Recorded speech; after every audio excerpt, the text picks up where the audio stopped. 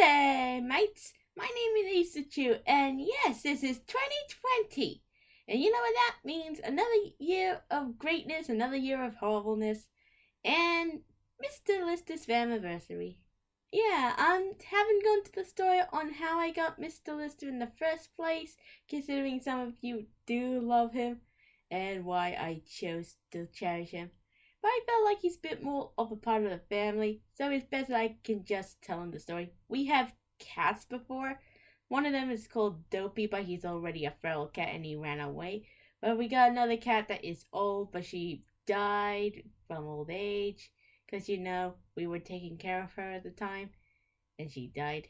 But don't worry, we are going to be more focused on Mr. Lister, how I got him, and why he became the best cat I ever wanted.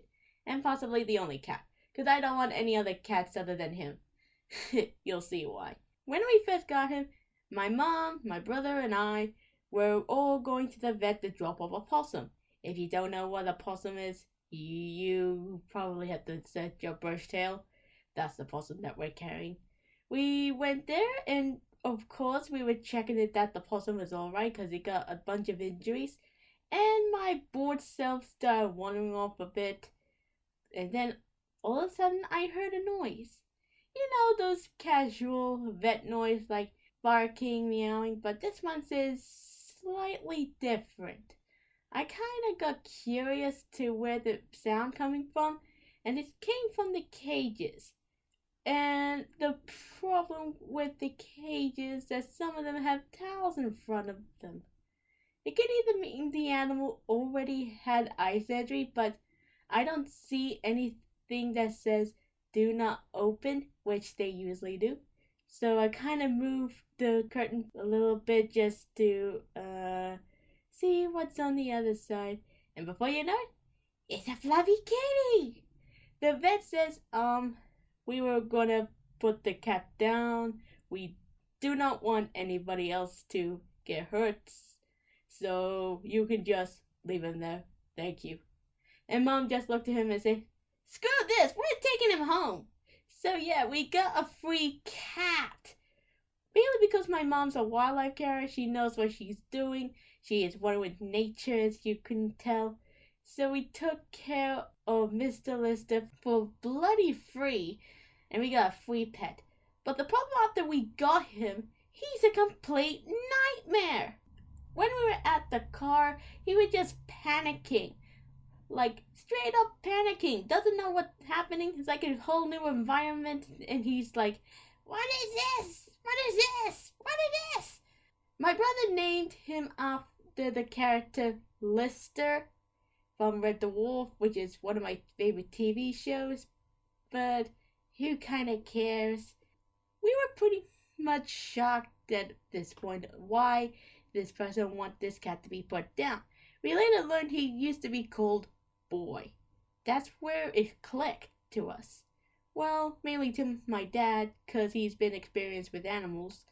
Because of the way that Lister reacted with anything, he acts like they're going to attack him, even though they're just standing there and watching him. Poor Lone have to suffer through Lister hissing at him while he was just sitting there with a blank expression on his face, like, okay. That poor boy in his youth looking at a cat that is trying to scratch his eyes out. But Dad found out about Lister. He was terrified. I couldn't imagine what type of nightmare Lister went through. It must have been not just torture to think about, probably more torturous if you were a cat and don't know what the environment is or what anything is. And he's just doing it out of instinct, like any cat would in a new place. And of course, we decided to keep him. We still kept him, and he still hasn't changed much. One time I went to pat him, he will allow me to pat him anywhere, but when I started patting him at one particular part of his back, you know what he did? He bit me and ran the hell off. Mr. Lister used bite. It's not very effective. Why? Because it does feel like it was there, but it's a bit more like a love tap in kitty form. So I was just with that blank expression on my face, like, what? Yeah, that bite mark doesn't show. Doesn't show. But some of you may be thinking, I can hear you from the other side of the screen. Why did we keep him? Well, I'll tell you. It's because of one incident where Mr. Lister broke his leg. It's funny, just listen.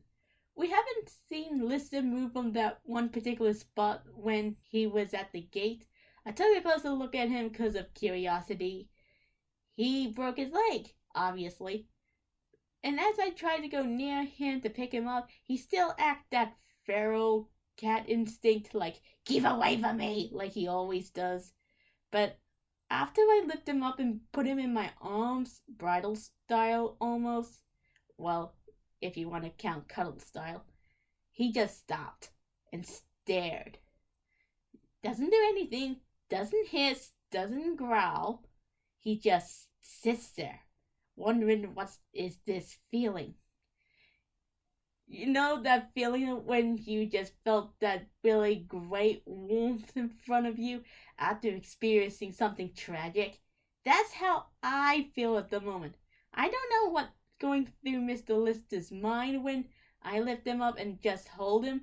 He would allow anybody to scratch a particular place, but just like what happened to me, he will bite and ran. And after we got him fixed and he just got this cast on his legs, and he got 2 irons in his legs. I can imagine how painful it feels. He just looks around, looks at me, I stare back, and I don't know what's going through that cat's mind, but I swore I see twinkles in his eyes. After we got the cast off, he will not stop rubbing against me. He would not stop hugging me. Like, that's a new cat that we're having with. And the next time I went to go pat him, and I pat that one particular spot, he just licked me. Mr. Lister used lick. It's super effective. So yeah, Lister became a brand new cat after breaking his leg. So the moral of the story is, if you have a feral animal, wait till its legs are broken, take care of it, show it that you love them, and who knows, it will actually love you back. Okay, I'm just kidding. Every animal is different, including any animal I own. That includes dogs, cats, mice, what have you.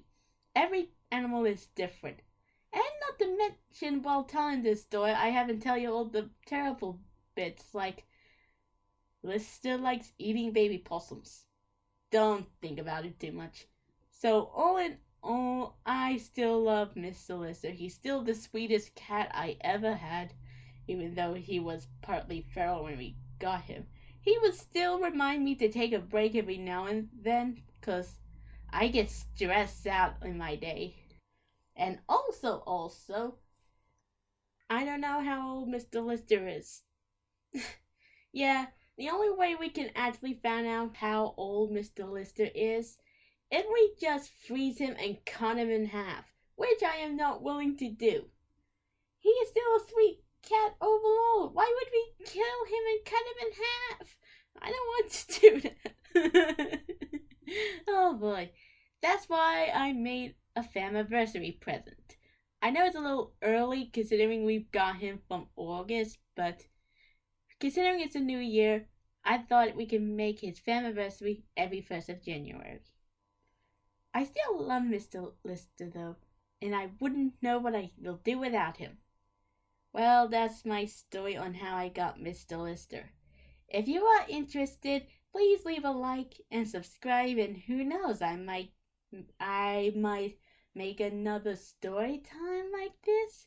Just possibly less likely gonna be involved animal torture and all that. So yeah, until then, thank you all for watching, and I'll see you all next time. Stay 150, my friends.